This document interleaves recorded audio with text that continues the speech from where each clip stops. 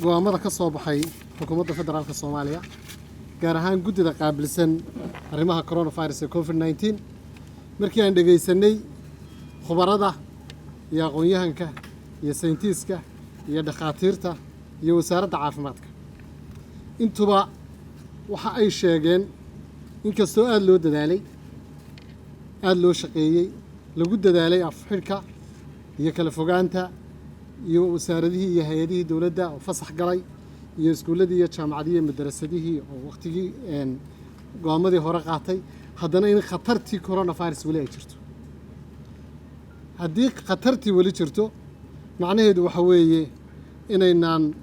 odhan karin intaan 3 usbuuc dalka xidhnay haddana ha isu soo baxo dabadeedna xanuunkii mar labaad uu dib u soo laabto sidaa darteed dawladdu waxay xoojinaysaa go'aamadii hore uga soo baxay 2 Maarso 3 Maarso ee ahaa in lagu dhaqmo si loo badbaadiyo shacabka Soomaaliyeed waa ogtihiin sida uu inoo saameeyay hadday caasimadda tahay iyo hadday isteediyada tahayba sida uu inoo saameeyay corona waxaan rabnaa in lagu dhaqmo go'aamadii hore ee ahaa in la kala fogaado ahaa in la kala durko ahaa in afka la xidho ahaa in qof waliba halkiisa xil isku saaro goobaha shaqadu sidii bay sii ahaan doonaan hay'adaha dawladda iyo wasaaradaha iyo goobaha la isugu yimaado sidoodii bay u sii ahaan doonaan ay ku sii jiri doonaan fasax 2 usbuuc sidoo kale waxa la rabaa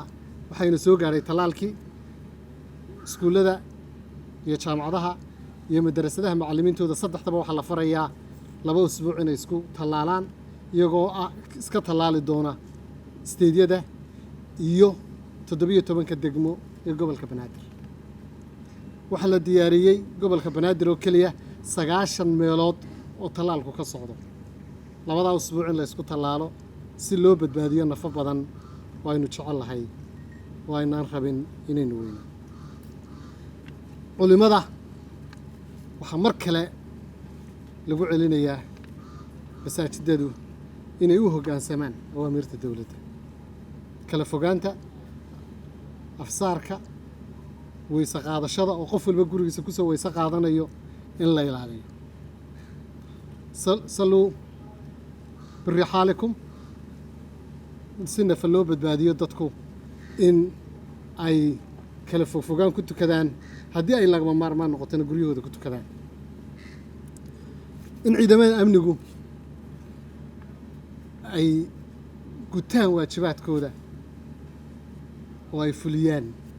awaamirta ka soo baxday xukuumadda ciddii u hoggaansami weydana ay tallaabo sharciya ka qaadaan ciidamada